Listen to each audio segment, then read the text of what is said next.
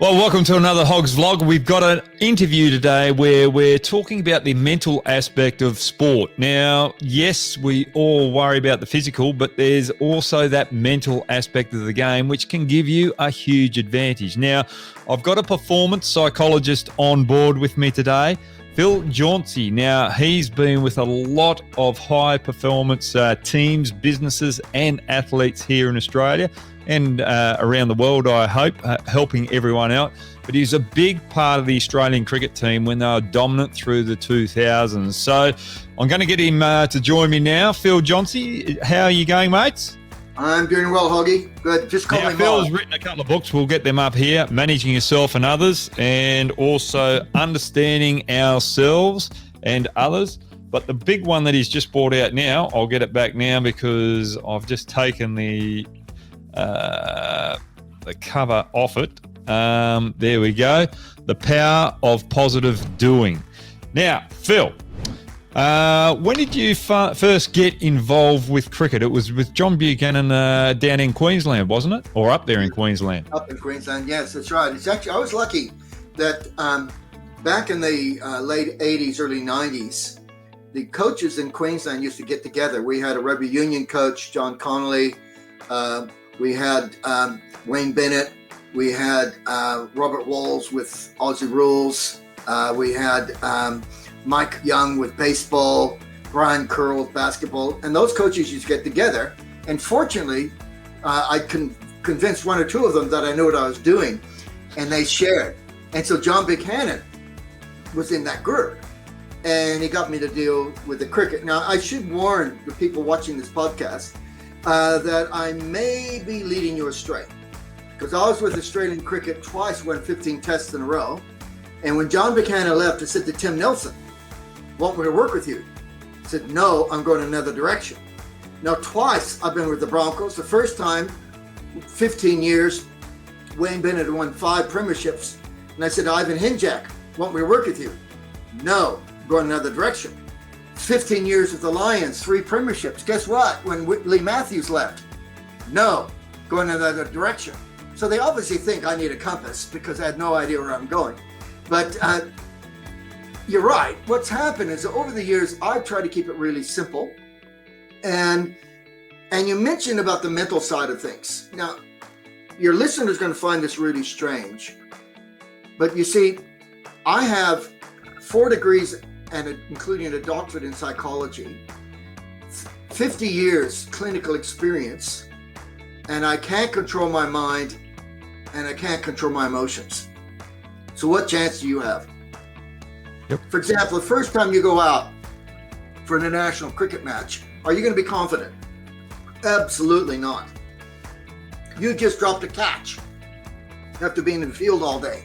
Are you going to feel good about yourself? Absolutely not. So what I teach people is what we can control is not our emotions or our thoughts, but our actions. So if I'm angry at you, Hoggy, I can't control that emotion. What I can control is saying, "Up yours." Or I can say, "Hoggy, g'day." Or let's assume that you've just got a job that I think I deserve and I think you backstabbed to get it. Now, I cannot control feeling jealous. But what I can control is saying, "You backstabbing bastard." And then everybody says, "Thank heavens we didn't give the job to Phil." Or I can say, "Listen, Hoggy, I really thought I was going to get the job, really thought I was better for the job. How can I help you?" Or you're an umpire and I think you need a rule book in Braille. Now, me telling you about your parentage is not going to help. And so people in positive doing, what we teach is that only ask yourself, is what I'm doing making things better? I had an international tennis player for Australia, and I said to him, "Mate, why do you throw the racket down?" He says, "I get angry." I said, "Okay. So what's the next point like when you throw the racket down?" Just as bad. So when you see the opponent throw the racket down, what do you think? "Well, it's good because I'm winning." And I waited for him to understand, and he didn't. Now, the point about it is, why would you let the opponent know that you suck? But they're all saying, "But my mind was in the wrong place." Talking about tennis, I had an 11-year-old tennis player come in. I said, "Mate, why are you here?" He says, I get angry in the tennis court. Okay. So why do you get angry in the tennis court? Because I'm playing badly. So let's see if I've got this straight. How do you play when you get angry? Worse. So the way you fix it, when you're playing badly, play worse. So you don't understand. I said, you're right, sounds stupid to me. So I gave him a tennis racket. And I said, mate, how do you stand when you're not angry? Now, when you feel really good in sport, you always lean with one side, but you always have your non-dominant foot forward so you're balanced. I said, how do you stand when you're angry? He was unbalanced. I said, what should you do next time you get angry? Stay balanced. 5 years later, he's in an elite tennis squad. Now, the point about that story is that what happens is people don't understand that they always have a choice how to react. My 2 questions I ask everybody when I talk to them. If you're arrested on charges of trying to be successful, would there be enough evidence to convict you? Would you bear us to get up? Listen, Your Worship, Phil Jones, he talks big, wins a lot, but he's never done anything. See, I don't always feel like a loving husband and a loving dad, but I can always act that way. The second question is what you're doing get you want to get? So again, getting up.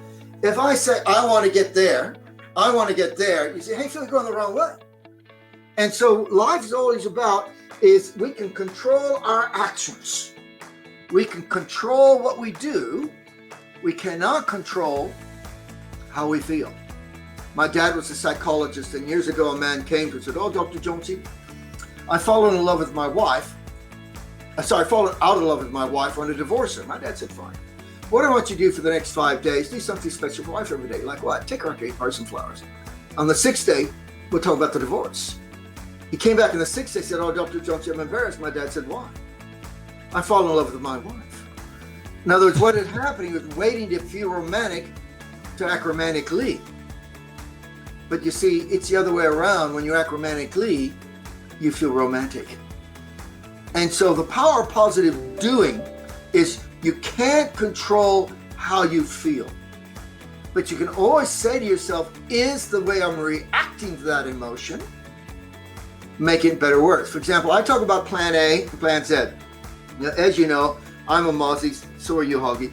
And as a Mosey, my plan A is speak quickly, tell really, really bad jokes. For example, why'd the guy call his girlfriend Hinges? Why? She's something to adore. Why'd the guy get rid of his vacuum cleaner? Why? It sucked. Now, my point about that is I could have had a really bad day, couldn't I? Yep. I could have a headache. My wife could have picked on me. I always tell people when my wife and I got married, there's something in common. You know, she loved me and I loved me. Now, the key about this is nothing stops me sticking to plan A. Now, about 18 years ago, my son Timothy, we'd been playing indoor soccer. He's 18 at the time, and he broke his elbow. And we have carpeted stairs, and we just washed the carpets. And he slipped. So to protect his elbow, he twisted. Halfway down where the stairs interact, he hit a pot plant, severed his kidney. ICU. Now, fortunately, a rhinologist saved his kidney. Anyway, the very next day, I was running this 2-day course. And I was talking about Timothy, but I was speaking quickly, telling bad jokes. And somebody said, Phil, how can you be so upbeat with your son in hospital? I said, would it help Timothy for me to be downbeat? Well, no. Would it help me to be downbeat? No. Would it help you for me to be downbeat? No. So I said, no, everybody knows when you don't feel good, you can't act good. I said, okay, people, let's imagine that you're sitting here so depressed, life sucks so much, you need 3 straws. And a fire breaks out. And you know if you don't leave, you're going to die an excruciating, horrible death. How many of you would say, well, I would leave, but I'm depressed. I'll wait till I feel better. You can see the looks on their faces. They say, oh, let's be positive. I tell you people, listen, I've got a bar of gold bullion outside for you. But you got to get it within 180 seconds. How many say, well, I would get it, but I'm depressed. I'll wait till I feel better. And you can see the looks in their faces. Yet sadly, what's happened, there's this myth in life that if you don't feel good, you can't act good. So before you feel good, you have to act good. But it's the other way around. When you act good, it feels good. With you, Hoggy, I told you years ago, when you take yourself seriously, you don't bowl well. So I said, stick your tongue out. And I tell people now, if he hadn't stuck his tongue out, he would have only bowled for Western Australia. But when you stuck your tongue out, didn't take yourself seriously, you bowled for Australia. Now, if I said to somebody, would you rather be embarrassed by sticking your tongue out and bowling for Australia, or not be embarrassed and be sophisticated and bowling for Western Australia? It's not a hard question, is it, Hoggy? No, it's not a hard question. And you bring up a good point there. We were over in the West Indies many moons ago. Jimmy Ma was playing, and he was playing as the keeper, filling in for Adam Gilchrist. And the day before, I was in the nets with Andrew Simons, and we said, right, last over, you need 15 runs off this over in the nets. And the first ball he's hit, and it's hit the corner of the net and come down and hit me on the lips. And I had this massive lip the next day. So I've come in, bowled my first ball, and then Jimmy Ma is keeping, and he's standing there behind with his stumps like his hands on his hips like this, not keeping to me for my second ball. I go, Jimmy, what are you doing? What are you doing? I couldn't get the words out because of the big lip. He goes, I'm not keeping to you until you start smiling. You know you bowl better when you start smiling and poke your tongue out. So I couldn't get my tongue out or anything like that with the lip. And that just relaxed the situation right there and let me bowl or allowed me to bowl a lot better moving forward. Now, you know, when you did come into the team around Australia, and I got picked back there in 2002, 2003, straight away I had to fill out the little questionnaire that you had, and it was like, oh no, another psychologist, because I've had a couple with WA before where I had to do all this writing and everything like that. I was worried, and all of a sudden filled it out. Then we really got to meet each other. You're a big influence on me, but also a big influence on the team. How important is it that you've got the Mozzie thinker, feeler, enforcer, but getting to know everyone as a coach, but also as teammates? How is important for us as players to make sure we address this and got on board with it? How did you get all the players to get on board with it? It's super important, because you see what happens is that empathy is not what I'd do if I was in your shoes. Because what happens is that I will look at another player or another person, and I'm thinking, if I was you, this is what I meant by that action. And I remember Lee Matthews, who wrote a really good chapter in my profile in his book, and he said he had a guy, Rodney Edney, in for Hawthorn, and he said he thought he wasn't getting ready, but he was a Mozzie. And Mozzie's, the worst thing you can do before a game is think. So the worst thing you, Andrew Simons, Gilchrist, to do before they bat is concentrate. Whereas a Langer, a Haydos, they needed to be more quiet because they have different profiles. And so it's really important to understand that we're all different. And one of the key here is not just to, and I do this with businesses as well, it's important for understand that we all have different things. So like if I'm in business, I need to know a client. If a client's like my wife, she'll want detail, time to think it through. If I say I'm going to think about it, I'm lying. You want to get me now, quick, to the point. And cricket, it's super important, because I had a coach in baseball. He played Major League. And in baseball, they call them managers, don't call them coaches. And he became a manager. And as you know, when a pitcher has a problem, they go out to the mound. But he said, I had no idea what to say, because he didn't know. Now, this guy, he was an enforcer, but he said, it really was useful for me to go out, because I went to a Mozzie, I tell a joke. I went to an enforcer, you're going to show those bastards what they have to do. Go to a thinker, here's our plan, or feeler, we need you. Now, they could have had the exact same need, but the same message wouldn't have worked. It's like Microsoft and Apple. They're really, really good computers, and they have really good software. But if you try to put Microsoft software on an Apple software on Microsoft, it will crash. And what Jimmy Ma did for you was that he was actually showing you reboot your computer. Yeah. If he'd said, listen, what you need to do is this, that, and the other thing. And the same thing as a captain. If I'm a Steve Wall who's very structured, and I come in to Andrew Simons and say, this is what you need to do, I've turned his computer off. Conversely, if I'm a Gilchrist who comes up to Steve Wall and says, come on, this is the general picture, it wouldn't have worked. And so we all have different computers. And it's so important for everybody to understand. And that's, again, what Lee Matthews in his book, I think I got it up here, did really, really well. Here we go. Yep. When he went through profiles, because he said it helped him understand as a coach that some players need something totally different than other players. We actually had a group, what we used to do with, and I still do this, all sorts of teams. I've done it with the Rabbitohs, whatever team. If we get the players of similar profiles together, and we had these guys with the Lions, they're all what we call thinker-feelers, really quiet.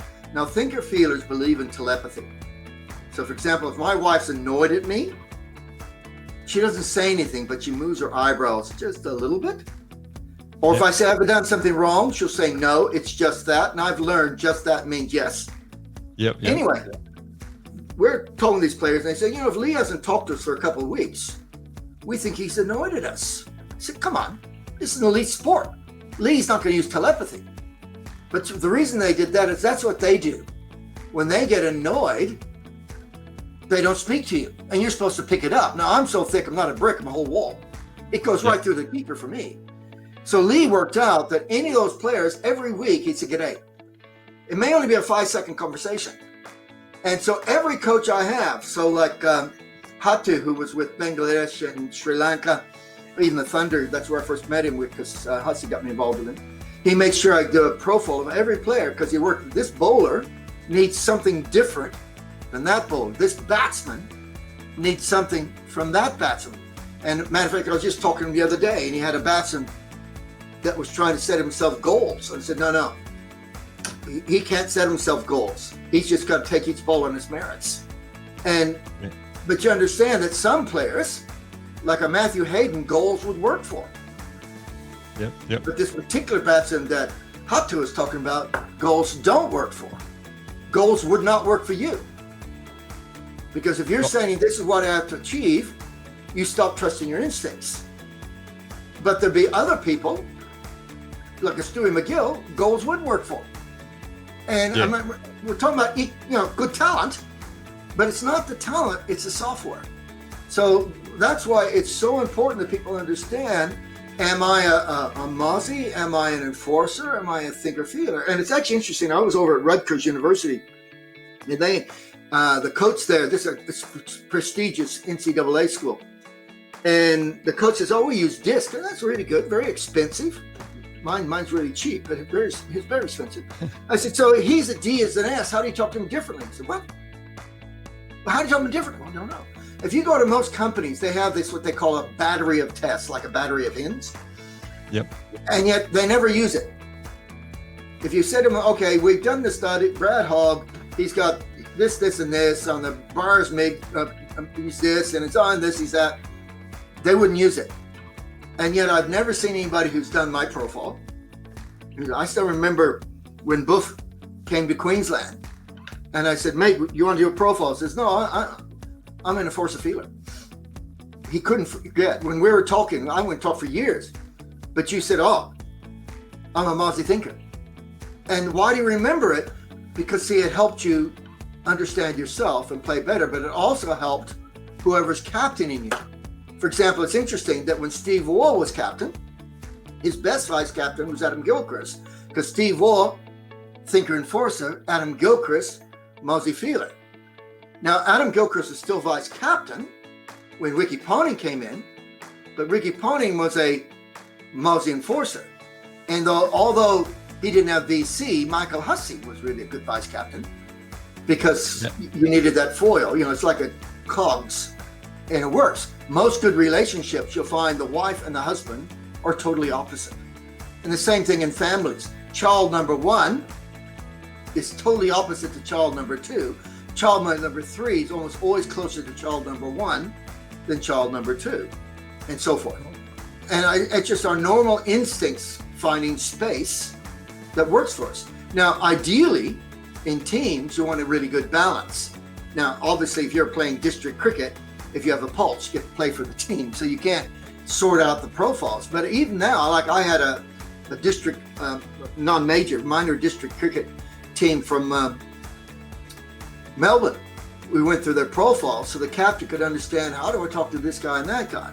And in Brisbane recently, I just had Wynnum Manley helping that captain work with them in cricket, because it's important to understand that if I'm the captain, if you're a thinker, you need time to know before I call you on the ball. If you're a Mozzie, I won't tell you. Yep. Likewise, if you're a thinker, I'm thinking we need to get the ball here, dick height, whatever. If you're a Mozzie, have a smile. Don't tell them what to do. Go on, do it. And same thing in batting. If you're a thinker, keep away from it. And you're telling me a story, you can talk about it yourself, Hoagie, that, a Matty Hayden, you don't talk to him before he bats.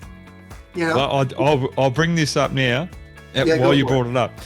So 2003, 2002, Shane Warne did the shoulder, and I got an opportunity to play at the WACA in a one-day game. Then we went into Sydney and played another one-day game there, and the World Cup team had just been picked, and I'd been picked in the squad there alongside Shane Warne. Now, Warney wasn't going to play the test. They picked two spinners in the 12, myself and Stuart McGill. I was named 12th man for Australia, and we're playing against England in the Ashes. I was so excited. Never been out the test level playing for the Ashes again. Ashes. And Justin Langer and Matthew Hayden padded up. JL knew me very well, went to school with him, went up, go and get stuck into those poms, JL, come on, let's get stuck into them. And that was fine. Then I went up to Haydos and did the same thing. Come on, Haydos, go and get stuck into those poms. And he just turned around and told me where to go in no uncertain terms. It was rough, it was direct. And I walked back up the change rooms of the Sydney change rooms, back to the where I was up the top back corner, with my tail between my legs. And Gilly's gone, you haven't read Mozzie's profiles, have you? And being a Mozzie, well, I don't like reading or anything. I just like doing. And I went down, looked at your profile. Don't talk to Haydos before he bats. I was so scared for the rest of the day because Haydos didn't really have a good day. I think he only got about 15. That I had ruined that innings for him because I hadn't read the profiles at that particular stage. I was just in my own world excited because something new was happening, and I was part of something big. And that's the importance of what it was. And after that moment, you start to realise what your teammates are, and you go back to those profiles, and it did really help. You could see certain players down. You could see people overthinking. And batting with Mike Hussey, who was a thinker, he would like to talk about, getting the elbow up and getting your foot into place. I couldn't afford to listen to a player like that. I had to just let it go between the ears, and that's what this is all about, isn't it? The profiling is helping your teammates out, but not sacrificing what works for you as well. And that's important as a coach. I always say, you can always tell a bad coach when he said training when it's exercise I planned. Because, you're dealing with people. But I tell you a story years ago, Ian Healy, who bought into this, and he was captain in Queensland. And so when Steve Waugh was batting, who's a thinker, he'd make field placements that made no sense to get him out. Whereas Mark, who had feeler in him, boy, your bum's looking big. And the players used to love doing this. Matty Mott, who's now coaching the women's side, was a Mozzie, but he went down to play for Victoria as an opener. And our guys just wouldn't talk to him, wouldn't give him a smile. And he kept getting out cheaply. He says, I know what you guys are doing to me. But they worked it out that what you want to do, if and I used to do this with Aussie rules, whatever, we guesstimate what the opponents were. So, what would really get on the side? For example, enforcers, what you do is you niggle them, and then they play you, not the game. Yep. And so the profile helps. But in business, it's really good. For example, let's assume you're my 2IC and you're a Mozzie. I'm going to make sure I give you free flow. I don't tell you what to do.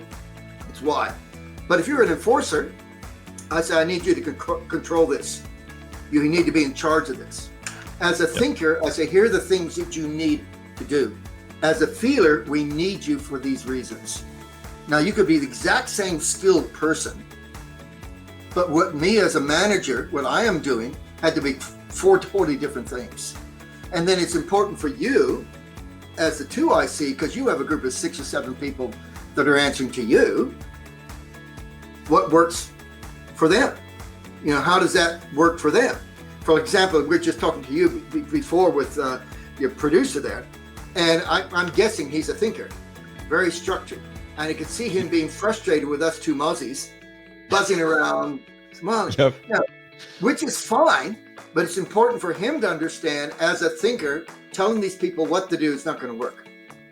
Yep. And it's important for us as mozzies to realize he needs to know, here's some structures that we're going to follow.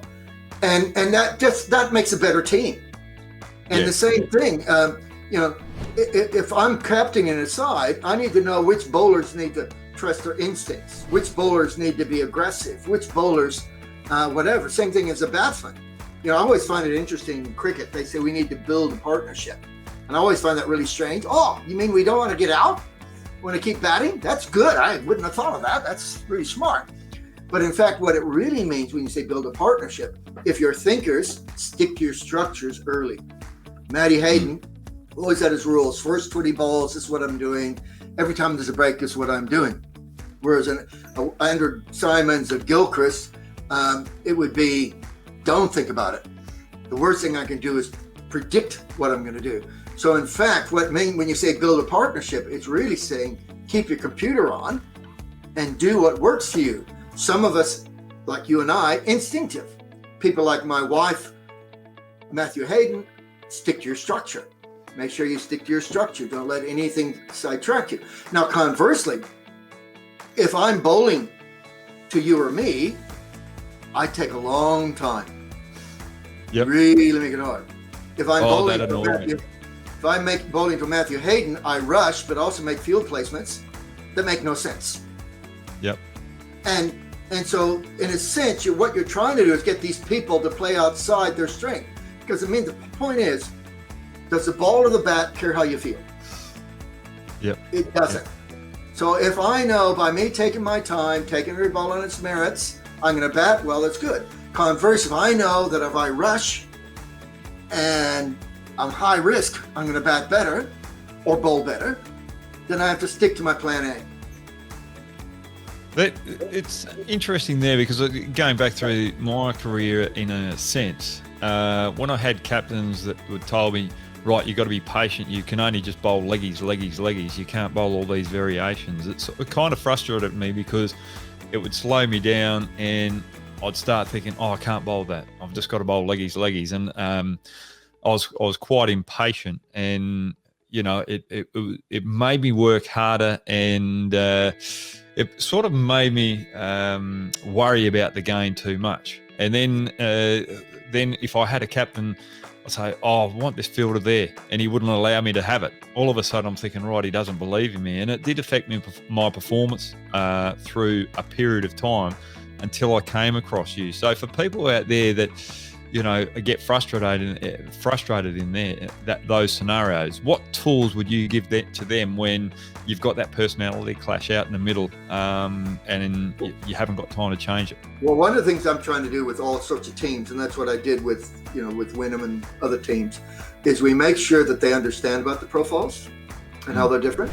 Like I remember years ago, Shane Warne told me that bowl to Gatting, he had no idea that he was going to bowl it. And everybody kept saying that's the bowl of the century.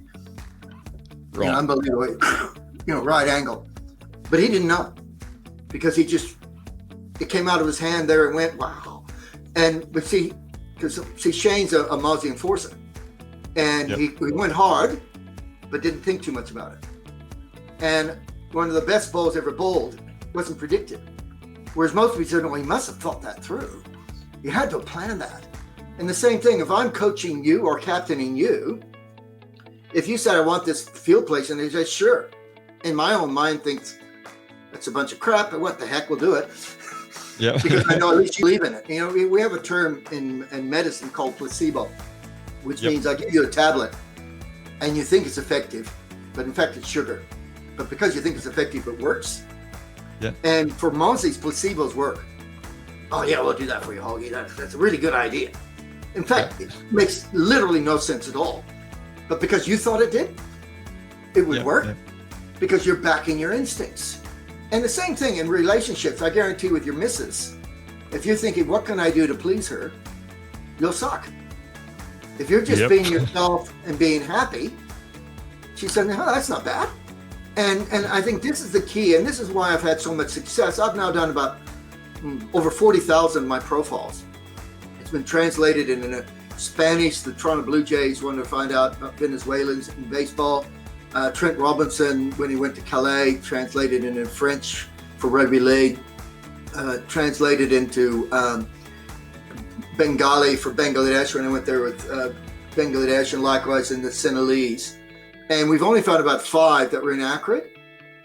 And the thing that people keep getting from it, this is not prescriptive, it's descriptive. What do we mean by that? Now, my profile says that I will hate study and hate writing. It's absolutely correct. I do hate it. I've written 4 books, got 4 degrees and a doctorate. I've only thrown 3. Three. I'm writing my 4th book now, and that's the point about that. It's the way I write my books, and I think I was telling you about this the other day. The way I write my books is there's only one thing I hate more than writing, is being bored. So I've now booked a motel up at near Redcliffe, just north of where I live, where I'll be by myself. And I have 2 choices, write or be bored. So I can write for about an hour and a half using dictating software. Then I'll go for a walk. Then I'm bored, so I write again. And the fact is, the profile's accurate. Same thing. I have poor attention to detail, but that doesn't mean if I hand you a report, it should be inaccurate. I know it's going to be poor. For example, that profile I'm just talking about has 40 items with 4 possibilities. Now, generally, I get my wife to fill it in because she has good attention to detail. But if I do it, I know I have poor attention to detail. So what I do is I'll go through and pick 2 numbers at random. 2, 3, 12, 13, 22, 23, 32, to make sure I didn't stroke. Likewise, I know as a Mosey that I get distracted easily. So for example, as soon as I need to do something, I go early. Like, with example, even this program, I went in early thinking something would go wrong, as it did. But I get there early because I call them early lines. See, if you pass an early line, you're still alive. If you pass a deadline, you're dead. And so I assume I'm going to get distracted. I assume my attention to detail is bad, and I take that into consideration. Now, if I was coaching me, I'd make sure I don't give Phil Jonesy details. I'd be teaching him why to do it. For example, as a basketball coach, I've coached basketball. And when I take kids with my profile, I say to kids, okay, kids, let's assume behind me there's a basket right here. Over here, you can see me. Look, wrong way. Over here, you can see me. Basket. I said, now, kids, where's the easiest shot in basket? They say, oh, 1.5 meter away from it. I said, that's the easiest shot? Good. Where do I want people on defense? When you're on defense, the attack to get? There. Where's the hardest shot in basketball? They go to the corner. That's the hardest shot. So where do I want you to take people on the hardest shot? Over there. Now what happens is people like me and you, we respond really well to that. But I had other kids, I had to give them a playbook because they needed to know what to do. So for us, it's why it's smart. For them, it's what, when, where, how you do it.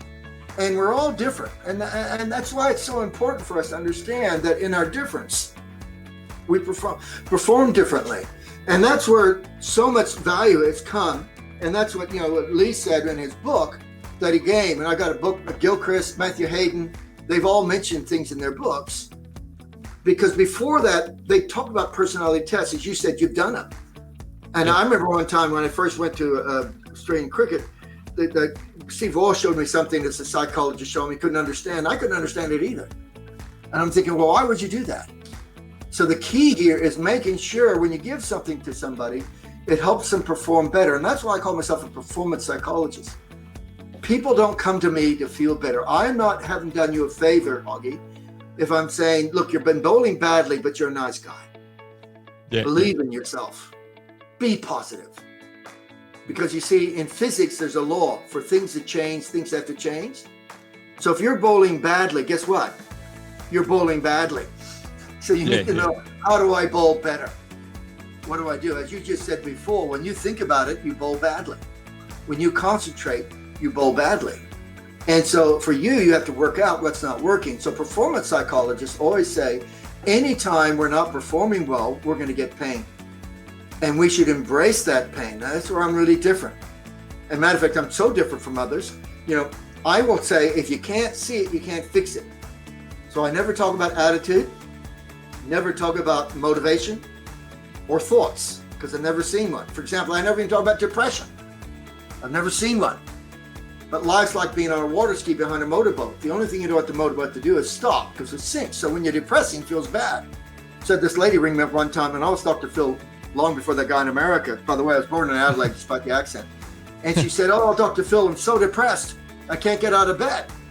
What should I do?" And of course I said, "Get out of bed."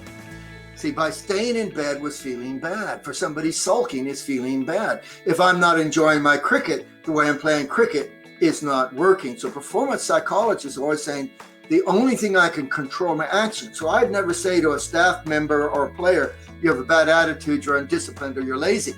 Well, there's two reasons. The only people who can judge are saints, and there's no Saint Phil. But the second reason is that I've never seen those things. I can say, I notice you haven't done 2 to 3 things. You're doing 4 to 6 things badly and taking 5 times longer than somebody else.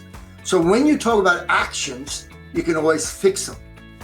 You can't fix being motivated. I never wanted to study, but my lecturers never cared as long as I handed in my assignments. Yeah. And so the key of positive doing is understand what works for us, and understand anytime my brain is giving me pain, the way I'm reacting isn't working. And my brain will always give me pain. Now, the real key here is, if I don't embrace the pain and keep acting badly, my brain will help me self-sabotage. Getting back to the plank, as we're walking on the plank, when we lean backwards, the computer turns off, and before long we'll fall. See, if you're my 800-meter runner in the Olympics, and I say, Holgi, and you're in the final, I said, Holgi, you got here using plan A. If you use plan A tomorrow, you've got 97% chance of getting gold. But since it's important, let's go to plan Z, it gives you 53%. You'd fire me as a coach, as you should. Yeah. How often you've seen people, the more important it is, the more we should change. Whereas in fact, the more important it is, for example, I've worked with musicians and actors. And for example, if I'm a clarinet player playing in front of the mirror, because I have to play at Carnegie Hall in 3 days' time, all my skills in front of the mirror are the same in front of Carnegie Hall. The difference is, when I get scared, I'll lean back, go further back so you can see me, I'll lean back and elbows tight. I want you to do this for me. Can you get up, Holgi, for me? Yeah. You got a big black stick in your hands now? Yep. Hang on. You take your headphones off if you want. Don't have to break. Now, I want you to be tense. Now I want you to lean forward, put your non-dominant foot forward, and lean forward and do that. Elbows wide. So much more relaxed. Notice how your brain says you can play clarinet even though you can't? Yep. Yeah. University of Melbourne did a study of my stuff a few years ago. And they said, we were really surprised, because this was at ANAF, during that kind of music. They said, Phil, what surprised us was not that the people you worked with did better than the people you didn't work with. What surprised us was they had the same amount of performance anxiety. See, they thought nerves are bad, but nerves are good. Yeah. But what you want to do is make sure when you have your nerves, you do what works. So 10 stories up, if you lean back and go slow, because you know the faster you go, the less chance going sideways. If you say, all right, now I'm scared, all my temptation is going to make it worse. But by you leaning forward, going faster, suddenly it comes on. See, Michael Jordan, the reason he played so well in finals was he didn't turn his computer off. Other people went to Z. And so you find the real champions, like when Matty Hayden made that, 374, he said he didn't know what the score was because he was just sticking to his plan. Oh, there's just been a break. Go back to plan A. Oh, there's been something. Go back. And now he could have got out for a duck or got the 374. The point about it was he stuck to his plan A. Now, the more motion you have, doesn't it make sense if I'm 10 stories up, stick to plan A, and so I can succeed. Now, being a Aussie, I can't remember, did we talk in this part about the Aussie rules kicking? No, we didn't. No, the Aussie rules. Now, for all the Indian viewers over here, Aussie rules is the football game that we play. And this is just an example of when you switch your computer off. So go for it, Johnny. Okay, Phil? for you Indians, in Aussie rules, they have 4 goalposts, each one 6.4 meters apart. If you kick the ball between the top 2 big ones, or the 2 big ones, smaller ones, you get 6 points. If you kick it to one of the smaller ones, you get 1 point. And if you miss, you get nothing. Now, to kick it, what happens is you get the ball, and you have they call it a mark. Where I caught the ball, the opposition stands in that imaginary mark. So I have to go behind them and kick over their head. Now, in Aussie rules, sometimes you just kick to another player. Now, to kick to the other player, you're about 97% accurate. It's really easy. But what's happening, they kick the other player, they're leaning forward, shoulders over the pelvis, looking at the other player. Very accurate. Suddenly, when they're kicking to the goal, and they actually don't call it kicking to goal, they call it kicking for goal. What they do then is they lean back and they look at the ball and they kick the ball different. And I had a player, remember, it's exact same skills kicking to a player or the goal, exact same skills. But he kicked 2 out in the full, missed by 14 meters twice. I said, mate, what you've done is you turn your computer off.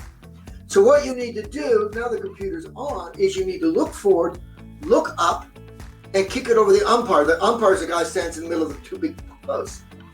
And it took him 15 months to miss, whereas before he's missing consistently. And so this is called keeping your computer on. Now, I was with my wife over in in Canada. Now, in Canada, they have 2 types of bears. They got brown bears and black bears. The brown bears are related to the grizzlies. Black bears are a bit more timid. Now, they tell you, never startle a bear. So you should wear a bell. And if you do startle a bear, take some pepper spray. Now, when we ask people, what's the difference between black bear poop and brown bear poop? The answer is black bear poop doesn't have bells and pepper spray in it. In other words, brown bears don't care about it. Anyway, my wife and I were walking on a forest track about 20 kilometers off the roads. And I suddenly saw this big black mama bear and her cub. And I looked up and I got scared. And I must have leaned backwards. And when you lean back, your computer says you want to do bad. Because see, in batting, in cricket, if I'm leaning towards the bowler, looking forward, the bat's higher. And when the bat hits the ball, I don't watch the bat hit the ball. I look for gaps. But if I lean away from the bowler, the bat's lower, head's lower, I watch the ball hit the bat and look for fielders. And I tell this story, I'm sidetracking from the bear, but I get back to the bear in a second. I had this Bangladeshi. He said, oh, Dr. Phil, I get out in the nervous 90s. I said, how do you bat in the non-nervous 80s? He said, oh, I lean forward and I look up. I said, okay. And I said, in between bowls, what do you do? Oh, I walk around, touch. I said, okay. I said, what do you do in the nervous 90s? Oh, I lean back and I don't look up. And I said, what do you do in between balls? Oh, I don't move around. I said, mate, you've got the strength. When you lean forward, look up, bat higher, you score runs and don't get out and move around between balls. When you lean back, don't look up and don't move around, you don't score runs and you get out. What do you think we do? This is the World Cup in Australia a few years back. He says, oh, Dr. Phil, I'll go back to plan A. You got 3 centuries. This is somebody who can't bat. Anyway, so I see the bear. And all my instincts said, freeze, which says, bear, here's some food you don't have to work for. Run, Bear, get some exercise before you eat. Scream, Bear, here's where your food is. So I worked out all those structures were no good. So I got into stance, because what you do when you lean forward, you reboot your computer. So I leaned forward, and my brain said, sing. So I went, the hills are alive. And Mama Bear went, but Baby Bear kept coming. With the sound of music. And Baby Bear went. And my wife said, how did you know to do that? I said, I didn't. But you see, by me going back into stance, I rebooted my computer. And so the key here is, whether it be cricket or any sport, what you want to make sure is do not turn your computer off. And you can always tell when one of your teammates is going to have a bad game. Andrew Simons, if he's quiet, you know he's not going to bat well. Conversely, if Haydos is talking, he's not going to bat well. And right now, there's a lot of talk about Warner not batting well. Now, I haven't been there, but I guarantee if you watched him, you'd be saying that's not the Warner that we saw when he was performing well. Now, I haven't been there, so I can't talk about it, but I guarantee if you had a video, you'd see a difference. Exactly right. Yep. Yeah, you would.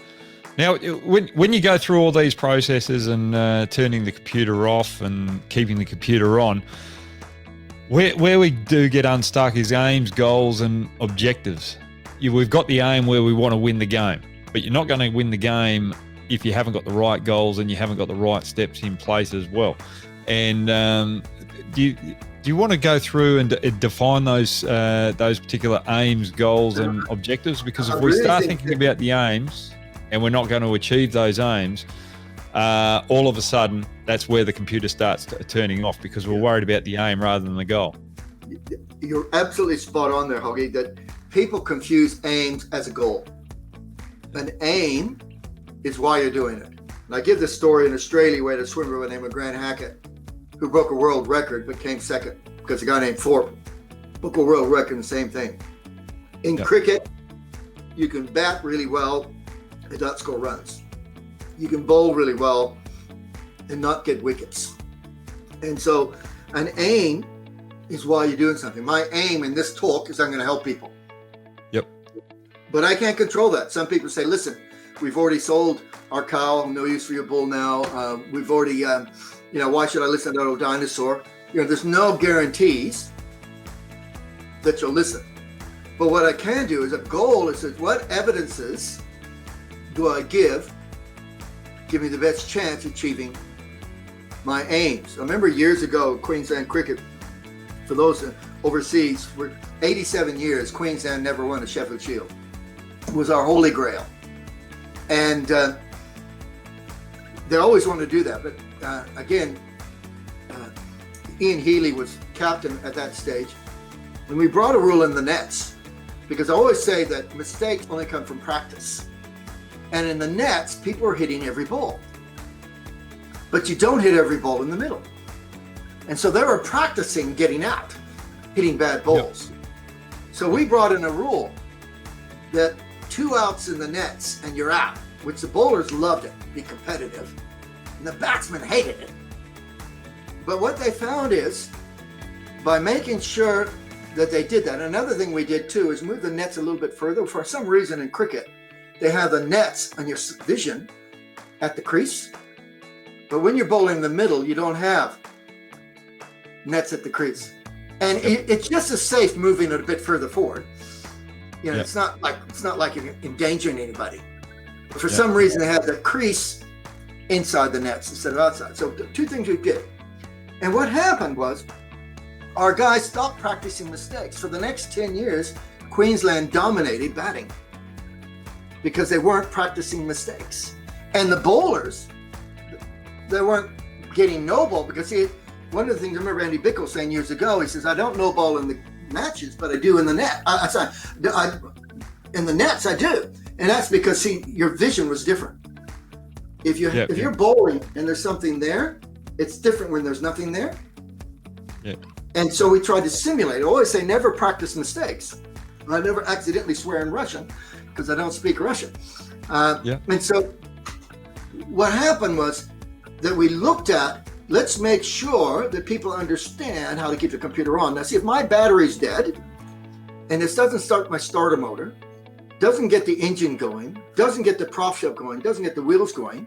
Assume you have a manual. What you do is you push the car, get the wheels going, which gets the prop shaft going, which starts the engine, which charges the battery.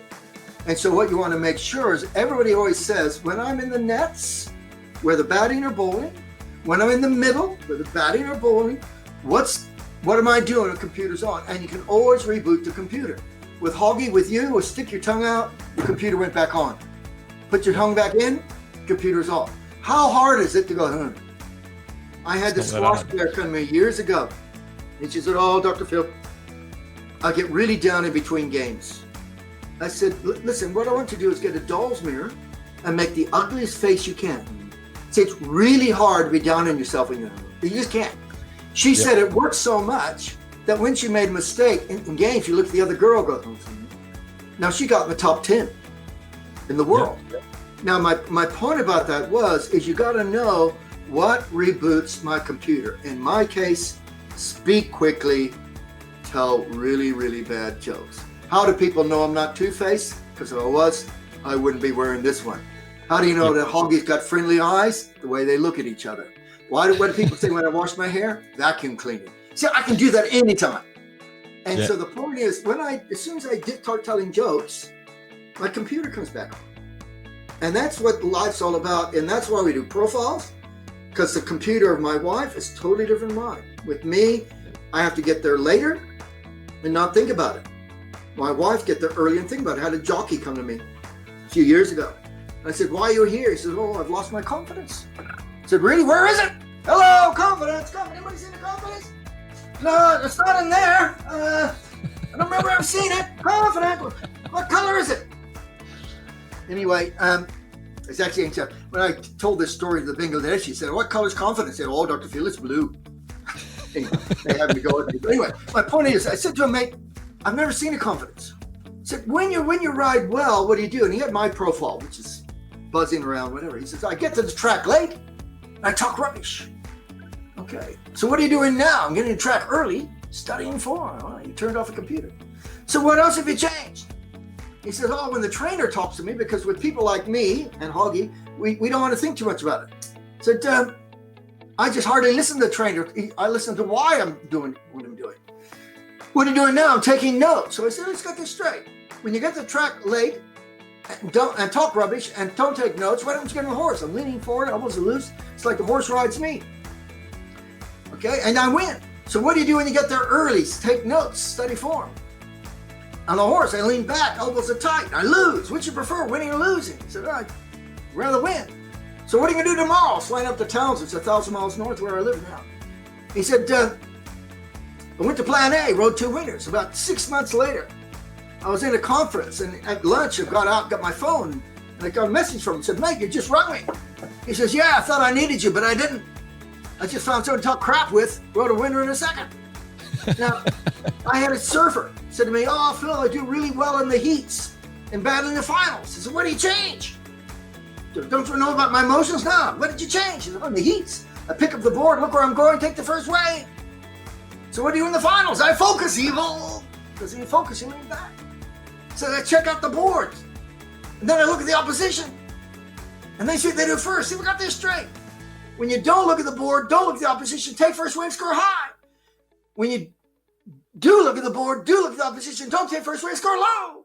You want to score high. What do you think you should do tomorrow? So go back to Plan A, run Bell's Beach, which is the big tournament over here. I had another surfer say to me, oh, Phil, I get really scared surfing over Tahiti. I said, how do you surf when you're not scared? Like this. How do you surf when you are scared? Like this. I said, go like this. He said, that ain't, yeah. In other words, it's all about knowing. Our brain says, when what you're doing is working, I'll keep your computer on and make you feel good.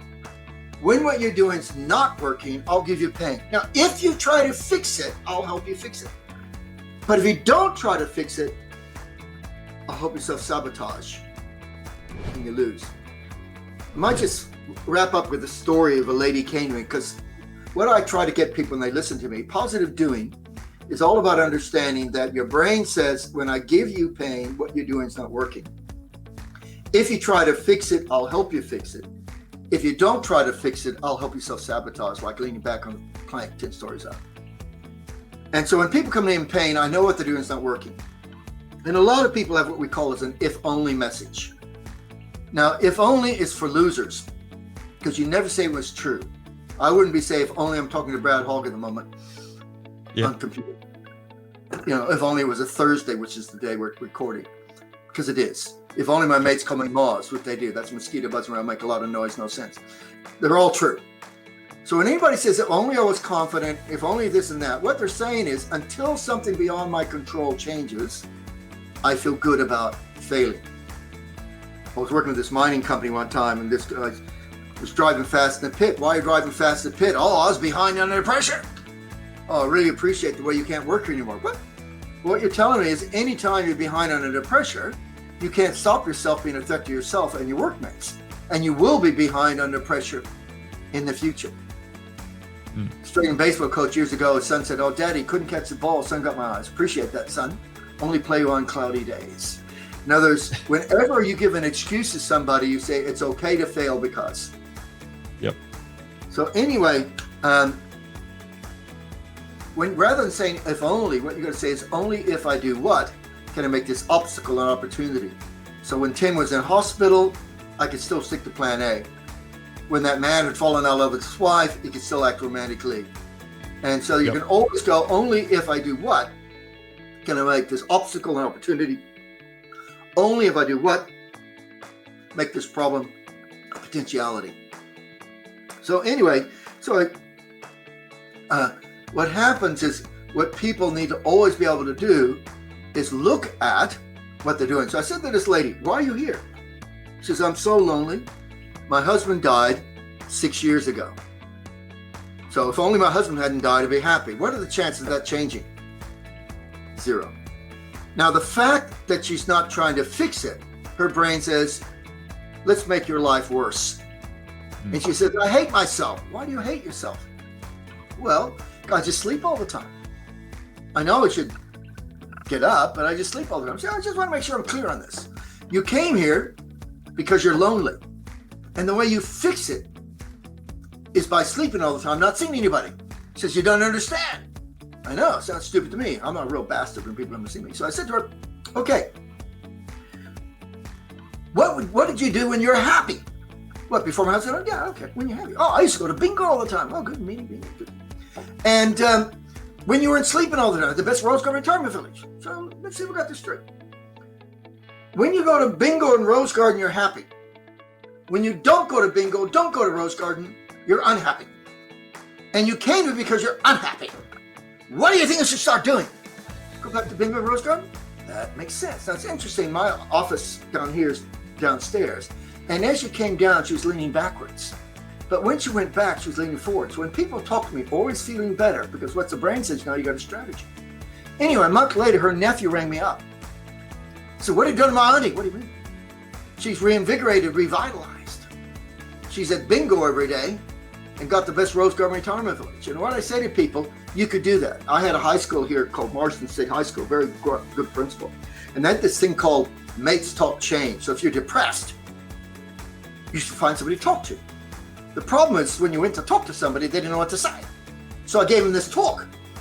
And now when somebody's depressed, what were you doing when you weren't depressed? Maybe you should go back to plan A. Duh. And my point about this is the power of positive doing is that you have this basic statement. There's 2 quotes I make. One's a Bible quote, and you don't have to be religious. It says this: there's no situation given us in life that is too difficult for us to handle. That within that situation, we always have the power and the resources to deal with it. So if I got diagnosed with fatal cancer, if I said, if only I didn't have cancer, I'd be dead in 1 year. But if I said, what can I do to make the next 2 years the best years of my life? Probably the 4. I'll still die. Yeah. But I'm in control. When Tim was in hospital, I had the ability. And the other thing I always say to people, you should have on your desk, or many teams as they will go out onto the field, there's this quote: if it is to be, it is up to me. Thanks for putting up with me, people. Hope this has been helpful. And any other questions, Hoggy? No, Phil, that's sensational. Thanks very much for being on the show. I was going to go a little bit deeper, but we've probably gone for a little too long or long enough. And people out there, there's a lot here that can help you with your cricket game, but also with your life outside of sport. If you're doing a degree, you're going into business or moving forward, these are the tools that are going to help you move forward in your personal and career. So thanks very much for joining us. Thanks very much for being on Hogs Vlog, and make sure that you get the books that I showed you early on with Phil.